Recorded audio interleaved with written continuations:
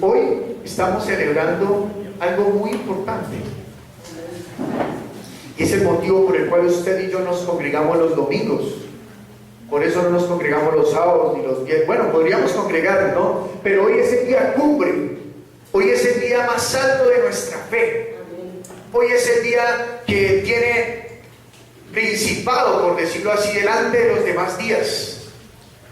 Porque así como Dios en el primer día creó las lumbreras, ¿cierto? Separó la luz de las tinieblas. En el día domingo, que es el primer día de la semana, por eso en el calendario aparece de primeras, es el primer día de la semana. Ese día, aquel en el cual usted y yo creemos, resucitó. Nosotros nos reunimos los domingos porque celebramos la resurrección del Señor Jesucristo. Si el Señor Jesucristo no hubiese resucitado, todo esto que fue escrito es basura. Y lo que yo estaría hablando aquí es basura. Y lo que usted habla a través de él es basura en cuanto a la salvación. Porque podría ser un buen pensamiento para tener una buena sociedad. Pero hoy usted y yo nos congregamos porque de esa manera honramos y damos testimonio de que el Señor venció la muerte, de que Él nos libró de todo pecado, de que usted y yo hemos sido redimidos. Así que usted hoy debe tener pleno gozo. Si alguien no vino con usted, usted no se entristezca, porque usted está acá y la bendición es para usted. Amén. Amén. Así que reciba la bendición. Amén. Y ame la bendición. Amén. No deje que ni la tristeza, ni lo que pasó, lo que no pasó, lo ataque o lo apague para que usted reciba o selle su corazón. No, por el contrario, sea usted un corazón abierto para que usted reciba la palabra, y todo aquel que reciba la palabra tendrá vida. Amén. Porque lo que tiene que brotar de aquí enfrente, o esa es mi responsabilidad, que en mis labios brote vida. No palabras de hombres, sino vida. Amén. Así que le voy a pedir el favor que me acompañe a Lucas capítulo número 1.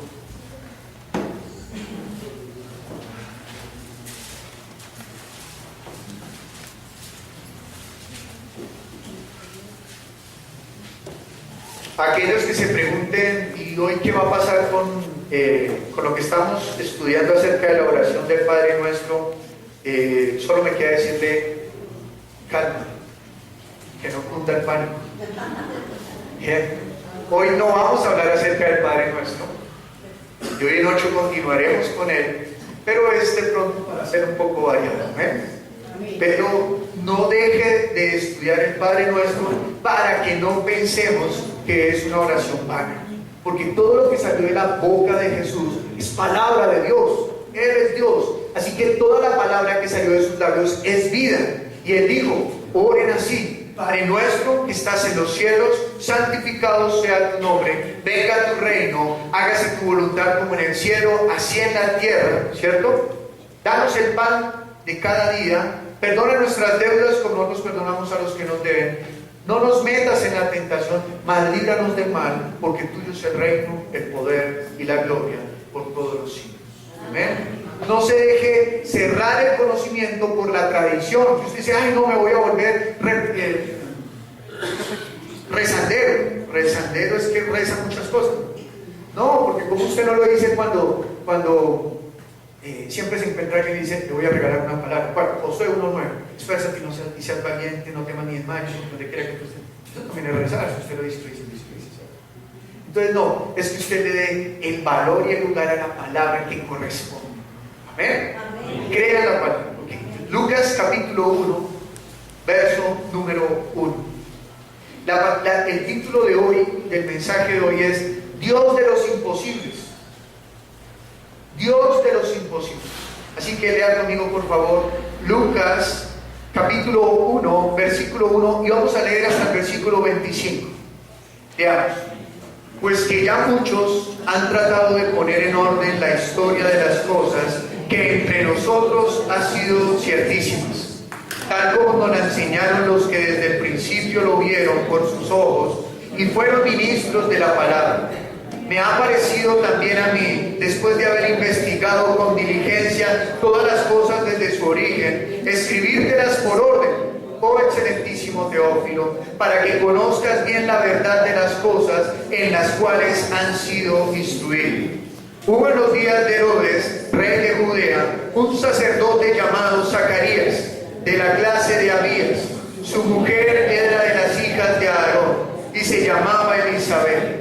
Ambos eran justos delante de Dios y andaban irreprensibles en todos los mandamientos y ordenanzas del Señor, pero no tenían hijo, porque Elizabeth era estéril, y ambos eran ya de edad avanzada. Aconteció que ejerciendo Zacarías el sacerdocio delante de Dios, según el orden de su clase, conforme a la costumbre del sacerdocio, le tocó en suerte ofrecer el incienso entrando en el santuario del Señor.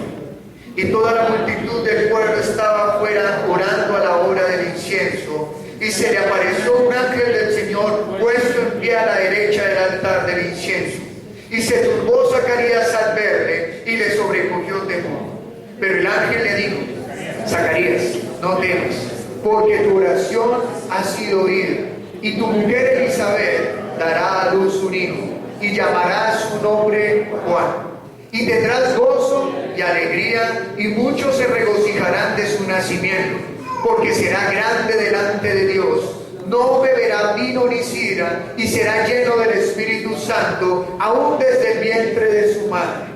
Y hará que muchos de los hijos de Israel se conviertan al Señor, Dios de ellos. E irá delante de él con el espíritu y el poder de Elías, para hacer volver los corazones de los padres a los hijos, y de los rebeldes a la prudencia de los justos, para preparar al Señor un pueblo bien dispuesto. Dijo Zacarías al ángel: ¿en qué conoceré esto? Porque yo soy viejo y mi mujer es de edad avanzada.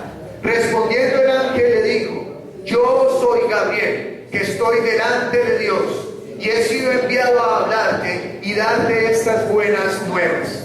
Y ahora quedarás mudo y no podrás hablar hasta el día en que esto se haga. Por cuando no creíste mis palabras, las cuales se cumplirán a su tiempo. Y el pueblo estaba esperando a Zacarías y se extrañaban de que él se demorase en el santuario. Pero cuando salió, no le podían hablar, y comprendieron que había visto visión en el santuario. Él les hablaba por señas y permaneció mudo. Y cumplidos los días de su ministerio, se fue a su casa. Después de aquellos días concibió su mujer Elizabeth y se recluyó en casa por 5 meses, diciendo: así ha hecho conmigo el Señor en los días en que se dignó quitar mi afrenta entre los hombres. Bien, cuando vemos el libro de Lucas, Lucas le escribe a Teófilo y él tiene una preocupación grande. Él le dice: puesto que ya muchos han tratado de poner en orden la historia de las cosas que entre nosotros han sido ciertísimas, tal como nos lo enseñaron los que desde el principio lo vieron con sus ojos y fueron ministros de la palabra. Lucas está hablando acerca de los discípulos que caminaron con Jesús. Lucas está hablando acerca de los discípulos que vieron a Jesús. Lucas está diciendo: ya muchos. Es decir, que seguramente aparte de Mateo, Marcos, Lucas y Juan, más personas escribieron acerca de lo que había ocurrido. Pero Lucas está preocupado y dice: yo sé que muchos ya lo han escrito, yo sé que muchos ya han hablado de lo que nos han hablado, de esas cosas ciertísimas, y que han escrito tal como nos lo enseñaron los que desde el principio lo vieron con sus ojos y fueron ministros de la palabra. Dice Lucas: me ha parecido también a mí, después de haber investigado con diligencia todas las cosas desde su origen, escribírtelas por orden, oh excelentísimo Teófilo. Lucas no fue uno de los 12 de Jesús. Lucas fue un discípulo de los discípulos de Jesús. Lucas también escribió Hechos. Acompáñenme a Hechos capítulo 1, por favor.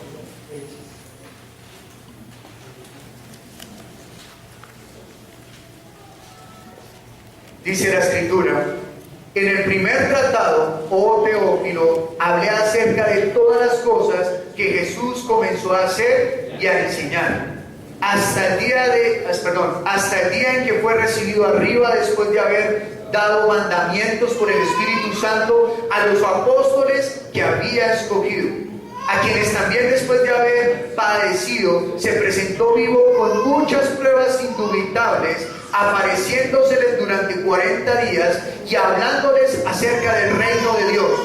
Y estando juntos, les mandó que no se fueran de Jerusalén, sino que esperasen la promesa del Padre, la cual les dijo: oísteis de mí, porque Juan ciertamente bautizó con agua, mas vosotros seréis bautizados con el Espíritu Santo dentro de no muchos días. Pero ¿cuál era el propósito de Lucas, de escribirle a Teófilo en lo que nosotros conocemos hoy como el Evangelio según San Lucas? Dice en el primer versículo: en el primer tratado, Teófilo, hablé acerca de todas las cosas que Jesús comenzó a hacer y a enseñar, hasta el día en que fue recibido arriba en el cielo. Lucas está preocupado porque Teófilo, y no solamente él, sino más personas, conozcan la verdad acerca de lo que sucedió con Jesús. Él está preocupado y quiere que más personas sepan las cosas que él hizo y conozcan las palabras que él enseñó. Así que volviendo a Lucas capítulo 1, dice el versículo número 4: para que conozcas bien la verdad de las cosas en las cuales has sido instruido. Lucas está preocupado por el conocimiento de la iglesia. Lucas quiere que la iglesia no aprenda de rumores, ni que la iglesia aprenda sin saber si hay un orden en las cosas, sino que él quiere que la iglesia sea bien instruida en la palabra, que la iglesia sea bien instruida en todo lo que aprende. Porque la vida eterna es eso, que lo conozcamos a él, al único Dios. Lea conmigo Juan, sin perder Lucas, por favor. Juan capítulo 17.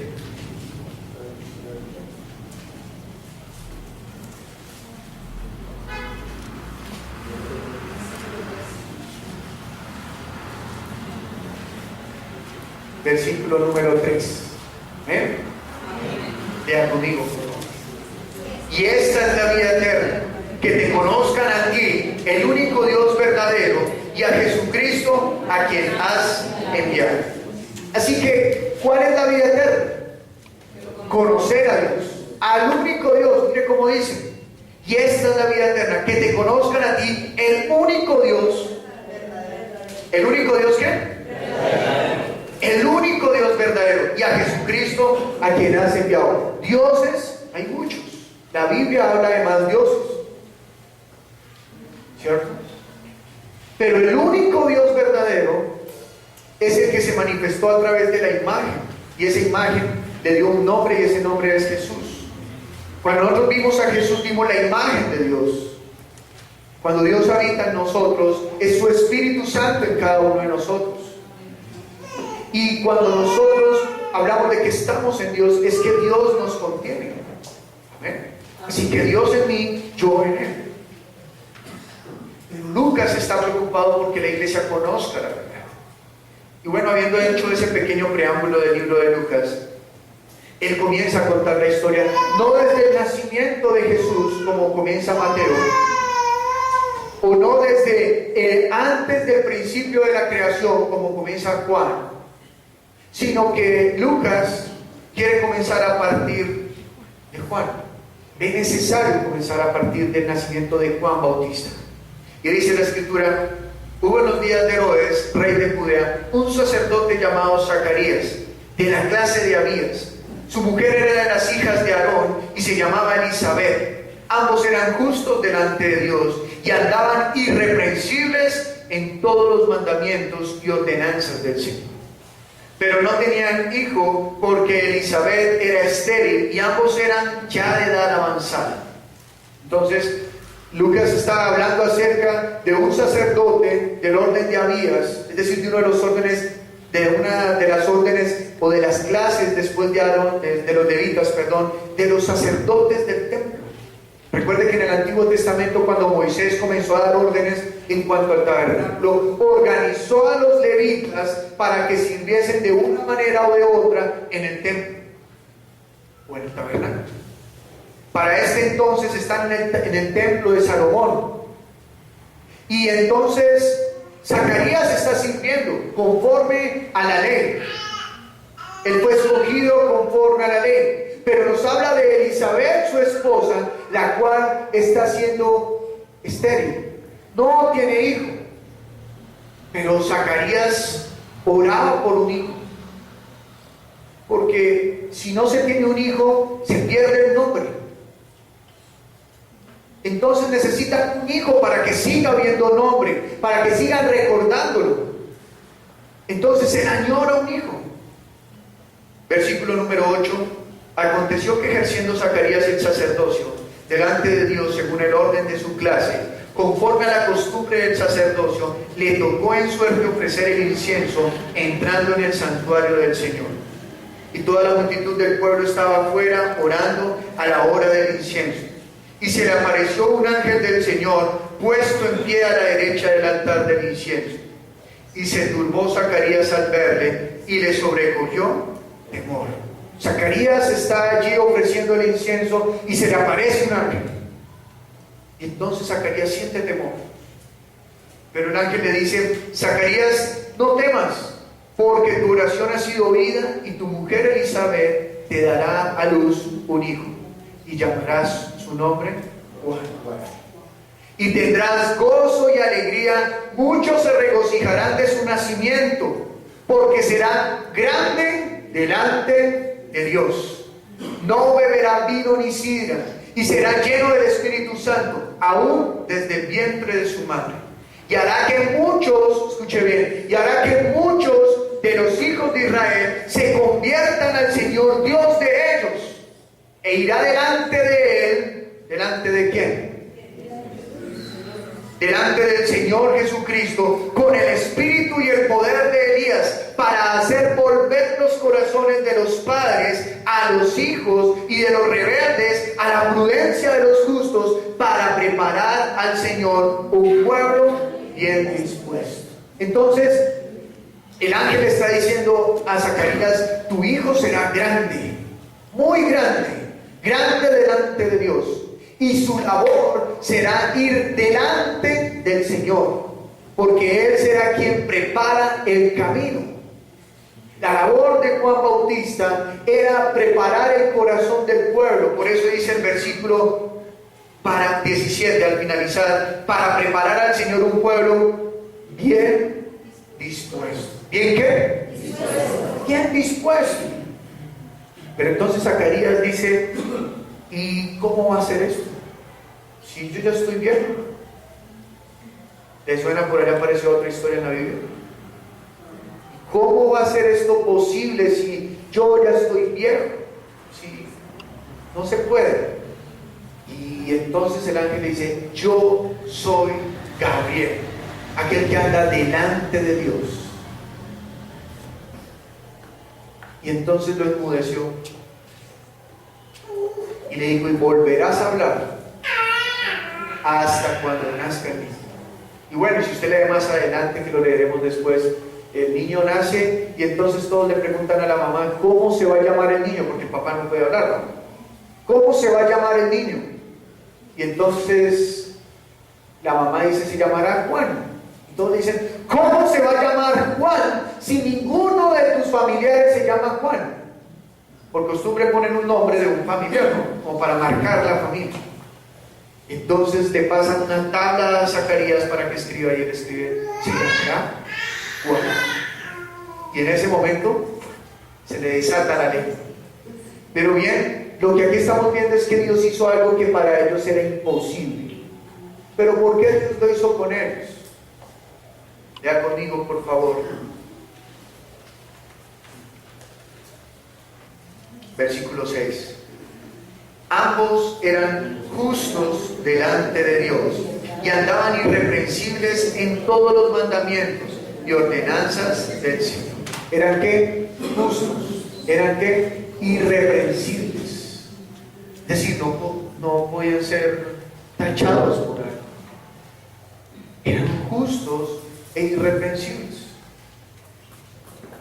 Y por eso Dios los escoge para que de la matriz de Elizabeth salga un niño llamado Juan. De una matriz en la cual no había vida. De una matriz en la cual no había opción de que fuese fértil. Y la única opción, ¿quién la había visto? Zacarías. Zacarías, aunque sabía que su mujer era estéril, él sabía que Dios podía hacerla fértil. Por eso él oraba. Y por eso cuando llega a tener el hijo le dice Gabriel: Dios ha escuchado tu oración. Pero la pregunta es: ¿será que no había más mujeres estériles? Sí, había más mujeres estériles. ¿Cuántas? No sabemos, pero había más. Pero Dios escogió a Zacarías y a Elizabeth para que de su vientre viniese aquel que iba a preparar el camino del Hijo de Dios. ¿Pero por qué los escogió? Porque eran justos e irreprensibles. Pero esa no es la única historia. Acompáñenme a Génesis capítulo 18, por favor. No pierda Lucas, porque vamos a estar volviendo allí.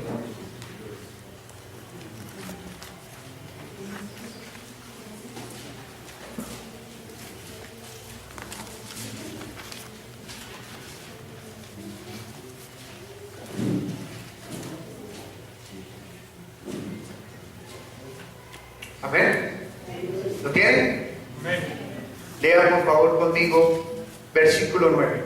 Abraham está delante del ángel de Jehová y dice lo siguiente: y le dijeron: ¿dónde está Sara tu mujer? Y él respondió: aquí en la tienda. Entonces dijo: de cierto volveré a ti, y según el tiempo de la vida, he aquí que Sara tu mujer tendrá un hijo. Y Sara escuchaba a la puerta de la tienda que estaba detrás de él. Y Abraham y Sara eran viejos, de edad avanzada, y a Sara le había cesado ya la costumbre de las mujeres. Se rió pues Sara entre sí diciendo: después que he envejecido tendré deleite siendo también mi señor ya viejo.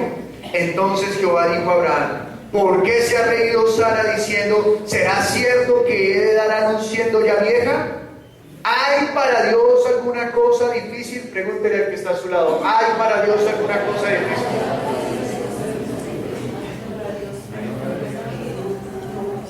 ¿Alguien dijo que sí? Pero hay personas que piensan que sí. Uno les dice: predíquele a tal. No, pastor. No. Eso para que crean en el Señor. Bueno, y es que ¿quién le dijo a usted que usted tiene que ir a hacer lo que crea? No, usted tiene que obedecer, y la palabra dice que le hable. Él es el que tiene que escoger que crea. En algo en el cual esa persona escoge, usted ya decidió: no se puede. No, predique. O a veces más de lo que le he dicho, hasta 70 veces cierto. Versículo 14 dice: ¿hay para Dios alguna cosa difícil? Al tiempo señalado volveré a ti, y según el tiempo de la vida, Sara tendrá un hijo. Entonces Sara negó diciendo: no me reí, porque tuvo miedo. Y él dijo: no es así, sino que te has reído. Y entonces, bueno, por cuando ella se rió, el ángel le dijo: y tu hijo se llamará Isaac, que significa risa. Sí, por eso no se le agarra si usted conoce a un Isaac y se la pasa. Isaac significa risa. Bien, risa. Y entonces lo llamarás Isaac. Vamos a Primera de Samuel, por favor. ¿Cuántos años tenía Sara y cuántos años tenían Abraham cuando concibieron a Isaac? Abraham tenía 100 años y Sara tenía 90. Versículo número 9, primera de Samuel, capítulo 1, versículo 9 dice: y se levantó Ana después que hubo comido y bebido en Silo, y mientras el sacerdote Elí estaba sentado en una silla junto a un pilar del templo de Jehová, ella con amargura de alma oró a Jehová y lloró abundantemente.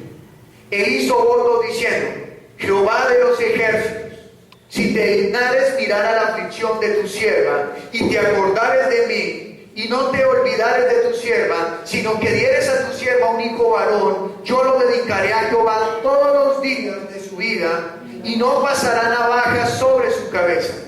Mientras ella oraba largamente delante de Jehová, Elí estaba observando la boca de ella, pero Ana hablaba en su corazón, y solamente se movían sus labios, y su voz no se oía, y Elí la tuvo por él. Imagínense ese sacerdote. Elí es uno de los profetas más fuertes, ¿no? Entonces él la mira y dice: está borracha. ¿Sí? Porque ella tal vez oraba era.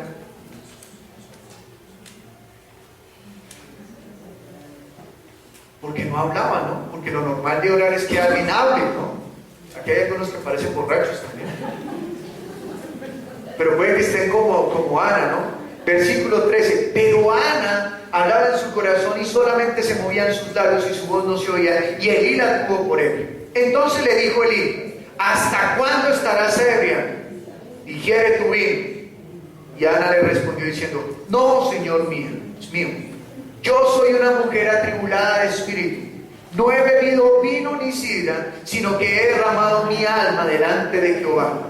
No tengas a tu sierva por una mujer impía, porque por la magnitud de mis congojas y de mi aflicción he hablado hasta ahora. Elí respondió y dijo: ve en paz, y el Dios de Israel te otorgue la petición que le has hecho. Y ella dijo: halle tu sierva gracia delante de tus ojos. Y se fue la mujer por su camino, y comió, y no estuvo más triste.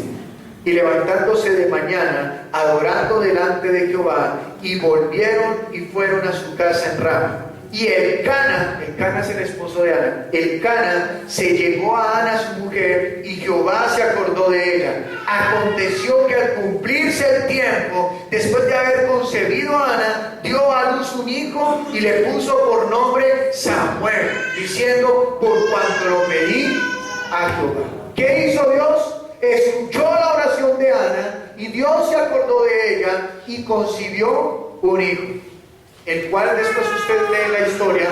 Ana dijo que si Dios le daba un hijo a él, ella lo dedicaría a Dios.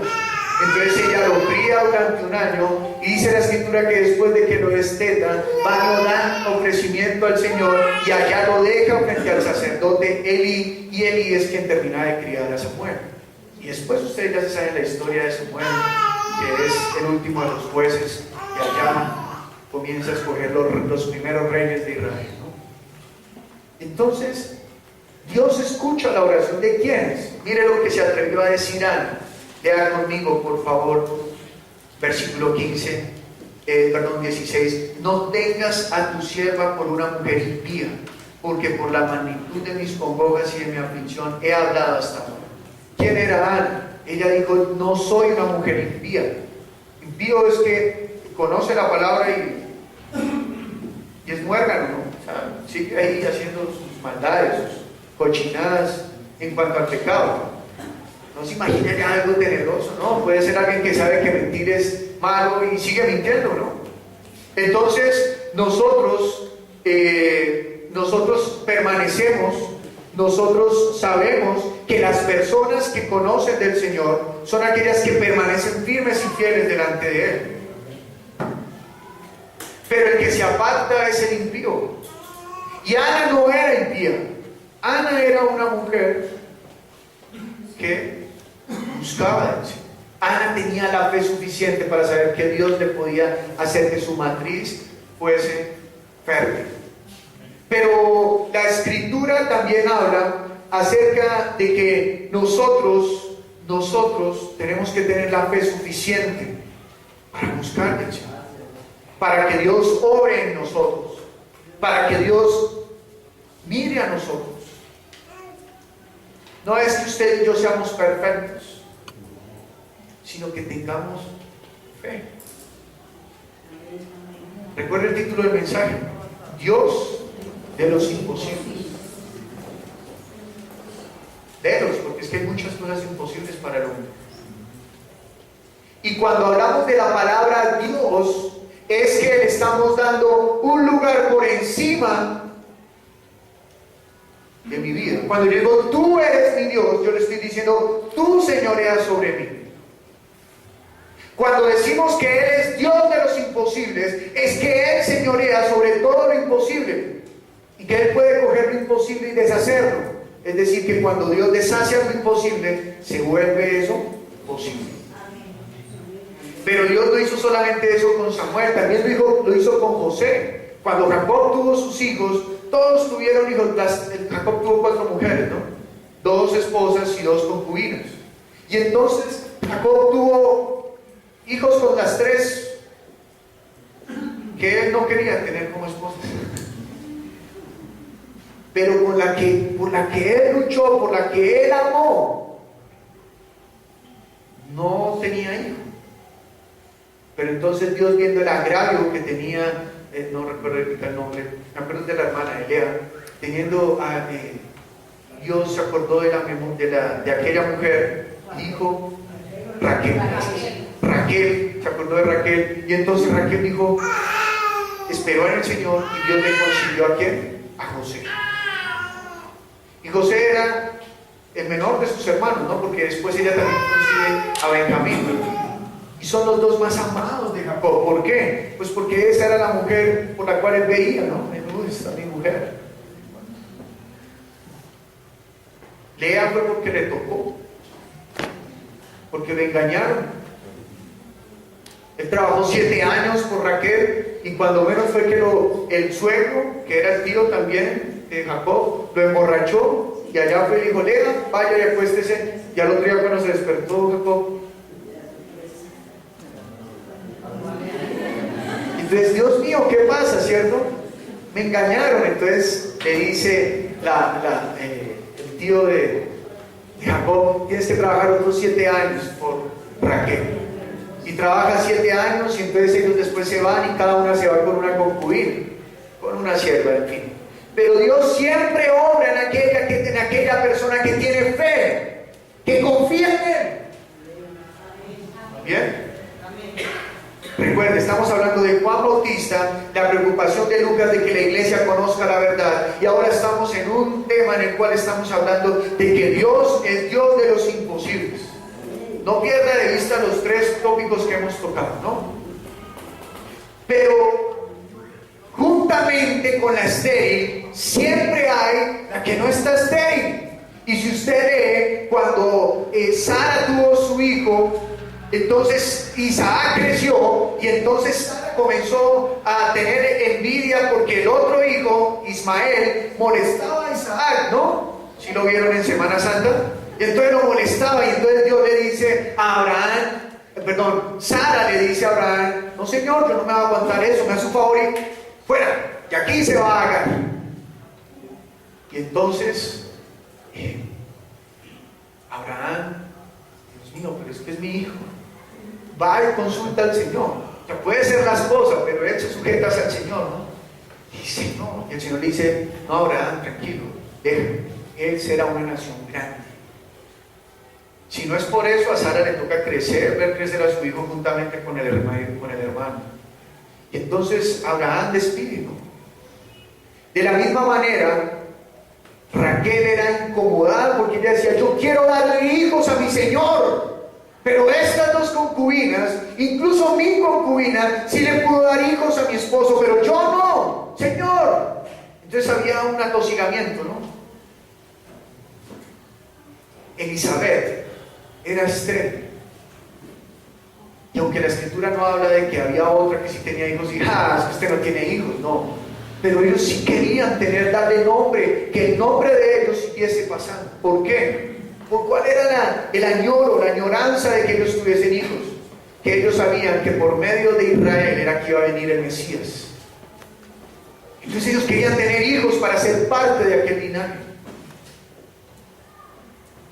para tener remembranza. ¿Okay? Entonces ellos reciben siempre una promesa. Elizabeth recibió una promesa, Sara recibió una promesa, Raquel también tenía una promesa, Ana recibió una promesa. Todas esas mujeres recibieron una promesa. Pero hay una mujer que recibió una promesa primero que todas ellas. Eva recibió una promesa. Lea conmigo Génesis capítulo 1. Por favor.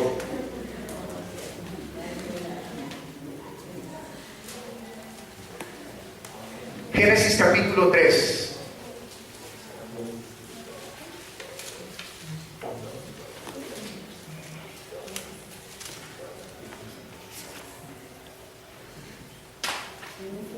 Versículo número 14.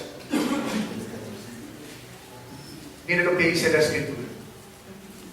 Y Jehová Dios dijo a la serpiente: por cuanto esto hiciste, maldita serás entre todas las bestias y entre todos los animales del campo. Sobre tu pecho andarás y polvo comerás todos los días de tu vida.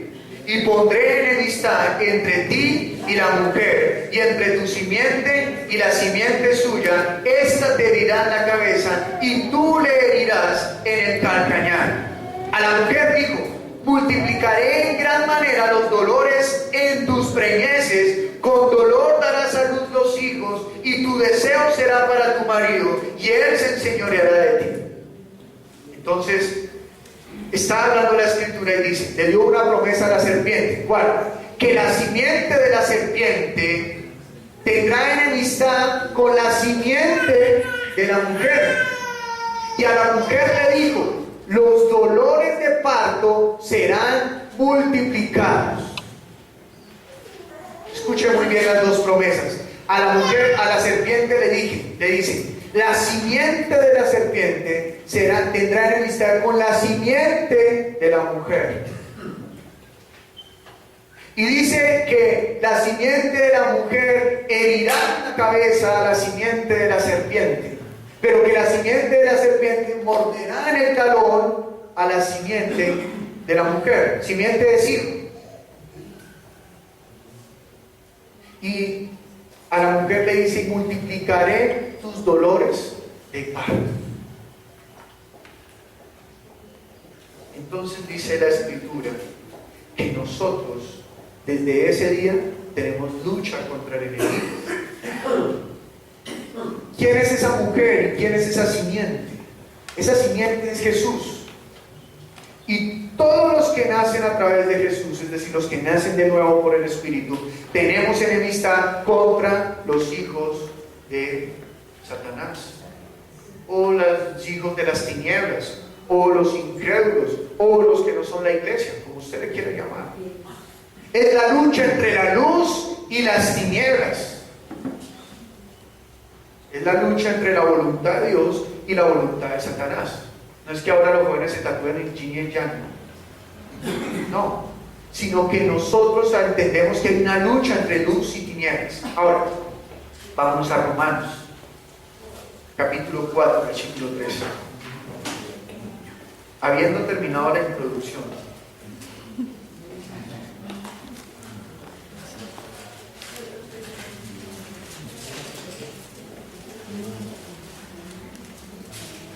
Romanos capítulo 4, versículo 13. Lucas comienza a escribir un libro preocupado porque la iglesia conozca la verdad. Y comienza contando una historia sobrenatural. Una mujer estéril que concibe porque Dios le plació. No es que Dios haya escogido a ellos porque eran buenos, no, sino porque fueron agradables, hallaron gracia delante de Dios. ¿Me hago entender? Dios puede escoger al más malo, como fue Pablo, pero por la obra de Dios en él fue transformado. Pablo era un hombre celoso de Dios, era un hombre piadoso, pero era malo en cuanto a que se oponía a la voluntad de Dios. Por eso Jesús se le aparece y le dice, ¿por qué me persigue, compadre? Y él, no, pero es que, bueno, quedó ciego y luego tuvo un encuentro con el Señor más personal. Y luego caen las escamas que Dios había puesto en sus ojos. No eran escamas de pez, es un decir, las escamas. Dice la Escritura en Romanos capítulo 4, versículo 13 al 25.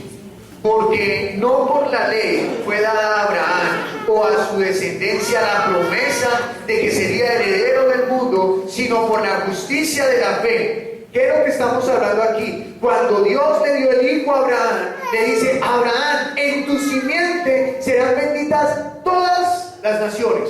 En tu hijo serán benditas todas las naciones. Pero Dios no le estaba hablando acerca de Isaac. Isaac es tan solamente el sello de que Dios cumplirá la promesa. Por eso dice que fue esperanza contra esperanza. La esperanza de que iba a tener a Isaac. Y apenas tiene Isaac, dice, la promesa que Dios me dio a mí, de que en mi simiente serían benditas todas las naciones de la tierra, es que por mi linaje vendrá el Hijo de Dios, el Mesías, el Salvador, el Dios nuestro, el Emanuel. Entonces dice, no somos, dice, porque no por la ley fue dada a Abraham o a su descendencia la promesa de que sería heredero del mundo, sino por la justicia de la fe. ¿Usted cómo recibe las promesas de Dios? Por la justicia de la fe. Entienda esto. Usted y yo, al igual que Isaac, somos hijos ¿de qué? De que Dios prometió y el hombre creyó. Que para que Isaac naciera fueron necesarias dos cosas. Una, que Dios prometiera. Dos, que Isaac creyera. Mire cómo ocurrió con Elizabeth. Dios prometió y Zacarías creyó. Yo creo que después de que quedó mudo dijo, no, ahora sí le creo. Porque él le dice, ¿y cómo será esto si soy viejo? ¿Ahí creyó? No creyó. Entonces él está pidiendo una señal al ángel, ¿no? La señal no es que Gabriel le dice, yo soy Gabriel. Usted es bueno, entonces sí. No. Sino que entonces el ángel, ¿qué hizo? Lo enmudeció. Esa es la señal de que ocurriría. Entonces, después cree. ¿Y qué ocurrió con Ana? Ana clamó. Pero con Abraham hay una diferencia. ¿Qué fue? Que Dios prometió y Abraham creyó. ¿Abraham tuvo puesta a prueba su fe? Claro, solamente que tuvo que esperar 30 añitos. Imagínense. Que usted le diga hoy al Señor, tú serás padre de multitudes. Y pasan 30 años y usted no tiene ni un hijito. Eso puede hacer pensar, no, yo creo que Dios se equivocó, yo he hecho algo mal. No. ¿Qué hizo Abraham? Creyó. Pasaba el tiempo y él, ¿qué hizo? Creyó. Él creía. Versículo 14. Porque si los que son de la ley son los herederos, vana resulta la fe y anulada la promesa. Pues la ley produce ira, pero donde no hay ley tampoco hay transgresión.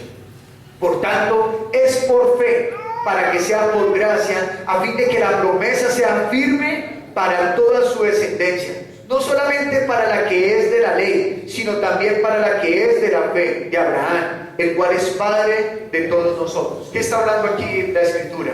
Dice que necesitamos de la fe para que la promesa sea firme. Mire, versículo 16. Por tanto es por fe para que sea por gracia, a fin de que la promesa sea firme para toda su descendencia.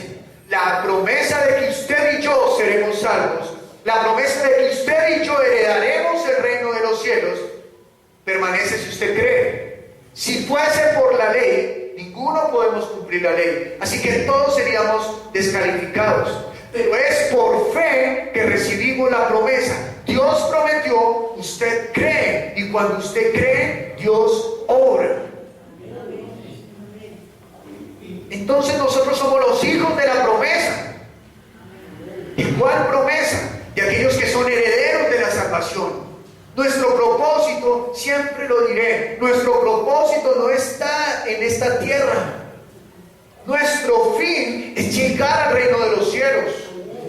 Él dijo, mi Padre está trabajando, construyendo. O sea que eso no es una promesa de ahorita, es desde siempre que está construyendo moradas. Y yo y mi Padre seguiremos edificando esas moradas para que ustedes tengan donde habitar cuando estén en el cielo. Así que no es una promesa de ahorita, es una promesa que viene desde antes de la fundación del mundo, que Dios preparó que nosotros fuésemos herederos y coherederos en Cristo Jesús, siempre y cuando tengamos fe. Por la fe todos ellos alcanzaron justicia delante de Dios. Por la fe de usted y yo alcanzaremos justicia delante de Dios. Así que sigamos leyendo versículo 17. Como está escrito, te he puesto por padre de muchas gentes delante de Dios, a quien creyó, el cual da vida a los muertos y llama a las cosas que no son como si fuesen. Mire que Dios miró el vientre de Elizabeth y dijo, está estéril, para mí tiene vida, y concibió a Juan. ¿Qué hizo con María? María, tú no conoces hombre, pero aunque no conoces hombre, concebirás. ¿Y ella qué dijo? ¿Cómo será esto? No. ¿Ella qué dijo? Hágase con su sierva, como bien crea el Señor. Ella entendió que era un instrumento de Dios. A diferencia de la higuera. ¿Se acuerda que el Señor Jesús pasó y le pidió frutos a la higuera? Y la misma escritura dice, y no era tiempo de cosecha. Ay, tan injusto Dios, no. Quiere decir que cuando Jesús pasara ahí, esa higuera tenía que tener fruto. Pero para la higuera era imposible, sí, pero si Dios lo manda, simplemente pasa. ¿Qué pasó con María? Aunque ella no había conocido varón, dio fruto. ¿Recuerdan? Bendito sea el fruto de tu vientre, está ahí. ¿Cierto? Así dice la palabra, bendito sea el fruto de tu vientre. ¿Fruto de qué? De la promesa y de la fe. De la promesa y de la fe. ¿Usted quiere dar fruto en el reino de los cielos? Amén. Entonces, ¿qué necesita? Ya tiene la promesa de Dios. ¿Qué falta? Fe. Si tuvieres fe. Bueno, versículo 18. Él creyó en esperanza contra esperanza, para llegar a ser padre de muchas gentes, conforme a lo que se le había dicho, así será tu descendencia. Y no se debilitó en la fe al considerar su cuerpo, que estaba ya como muerto, siendo de casi 100 años, por la esterilidad de la matriz de Sara. Tampoco dudó por incredulidad de la promesa de Dios, sino que se fortaleció en fe, dando gloria a Dios. Cuando usted tiene fe, le está dando gloria a Dios. Amén. ¿Sabe que el hecho de que usted y yo nos congreguemos aquí con fe, le estamos dando gloria a Dios? Amén. Porque afuera los incrédulos dicen, oiga, todavía hay gente que cree en Dios. Usted y yo le estamos dando gloria a Dios. Porque no todo el mundo cree en Dios. Ahora, hay gente que cree en Dios, pero no todo el mundo sigue a Dios. Y usted y yo debemos ser la iglesia, no que cree, sino que creen y siguen. Que escuchan y obran, que retienen la promesa y creen. Esa es la iglesia de Cristo. Esos son los bienaventurados en la simiente. Esos son los hijos de lo imposible. Versículo número 20. Tampoco dudó por incredulidad de la promesa de Dios, sino que se fortaleció en fe, dando gloria a Dios, plenamente convencido de que era también poderoso para hacer todo lo que había prometido, por lo cual también su fe le fue contada por justicia. Y no solamente con respecto a él se escribió que le fue contada, sino también con respecto, escuche bien, sino también con respecto a nosotros, a quienes ha de ser contada. Esto es, a los que creemos en el que levantó de los muertos a Jesús, Señor nuestro, el cual fue entregado por nuestras transgresiones y resucitado para nuestra justificación. Jesús nos libró a nosotros de la muerte. Jesús nos libró a nosotros del pecado. Jesús nos hizo hijos del Padre. Así que usted y yo ahora, por la fe, tenemos acceso al reino de los cielos. No estamos allá todavía, pero estamos apartando nuestro lugar allá. ¿Cuándo finalmente entraremos? El día que el Señor nos llame a su presencia. No necesariamente cuando muramos, sino cuando nos llama a su presencia. Así que Lucas, estando preocupado porque usted y yo conozcamos la verdad, lo primero que nos marca es que nuestro Dios es un Dios de imposibles. Y que en usted y en mí, donde antes abundó el pecado, donde antes que éramos enemigos de Dios, ahora Dios ha abundado la gracia. Que en usted y en mí hay gracia delante de Dios, porque hemos creído en el Rey de Reyes, en el Señor de Señores, y no hay quien nos pueda arrebatar la fe. A usted le pueden quitar su vida, le pueden quitar sus bienes, le pueden desprender partes del cuerpo, le pueden quitar esta vida natural, pero si usted tiene fe en el Hijo de Dios, la herencia y la vida eterna, nadie se la quitará. ¿Entiende por qué la riqueza del hombre no consiste en la cantidad de bienes? Consiste en las riquezas que usted ha guardado para el reino de los cielos. Por eso dice el salmista: por poco y me resbalo, porque tuve celos de aquellos que no buscan al Señor y prosperan, pero yo que busco al Señor no prospero. ¿Y qué le enseña al Señor? Hey, tu confianza no debe estar en las riquezas, tu confianza debe estar en Cristo. Así que Lucas lo que nos está diciendo es que nos preocupemos por conocer a Dios. ¿Quieres seguir a Dios? Amén. Conózcalo. ¿Cuál es la vida eterna? Y esta es la vida eterna, que te conozcan a ti, el único Dios verdadero. El único Dios verdadero. Nosotros, los que hemos venido de la simiente, los que vivimos por las cosas imposibles, entendemos que nosotros, aunque no vemos el reino de los cielos, aunque no vemos los ángeles que nos rodean, y aunque tampoco vemos los demonios que nos acechan, entendemos que hay un mundo espiritual y vivimos conscientes de ese mundo espiritual. Así que usted no se deje resbalar, no se deje desviar de la vida de fe. Camine conforme a las palabras que Cristo nos ha dado. Amén. Y para terminar, lea conmigo por favor Romanos capítulo 9.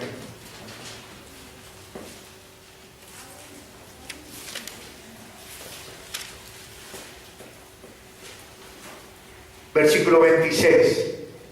Y en el lugar donde se les dijo: vosotros no sois pueblo mío, allí serán llamados hijos del Dios viviente. Escucha algo, usted y yo antes no éramos pueblo de Dios.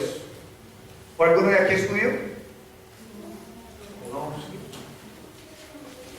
Por poco, ¿cierto? Por un poquito. Nosotros no éramos pueblo de Dios, pero por su misericordia, por la obra de Cristo en la cruz, ahora usted y yo somos pueblo. Lea nuevamente conmigo el 26. Y en el lugar donde se les dijo: vosotros no sois pueblo mío, allí serán llamados hijos del Dios viviente. ¿Cómo le parece? Amén. Versículo 33. Como está escrito: he aquí, pongo en Sión piedra de tropiezo y roca de caída. Pregunta: ¿Jesús es tropiezo? No. Y el que creyere en él no será avergonzado. Jesús es piedra de tropiezo para todo aquel que no cree.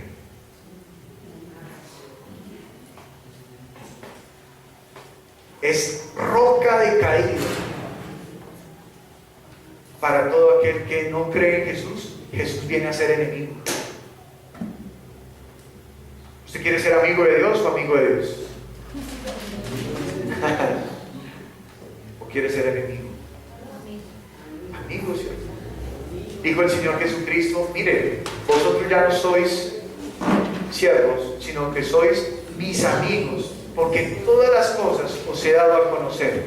Ahora, por favor, caminen en ellas. Y leamos el versículo 6 al 8, dice: no que la palabra de Dios haya fallado, porque no todos los que descienden de Israel son israelitas, ni por ser descendientes de Abraham son todos hijos, sino en Isaac te será llamada descendencia. Dios llama a descendencia a todos aquellos que vienen por el mismo linaje de Isaac. Y el linaje de Isaac es: Dios prometió, yo creo, inmediatamente nazco de nuevo. Así que si usted cree en las palabras de Dios, si usted cree en las promesas de Dios, usted hace parte del linaje del Señor. Amén. Usted es un bienaventurado, usted es el Hijo de Dios, usted es el bendito del Padre. Usted tiene heredad en el reino de los cielos. Amén. Amén.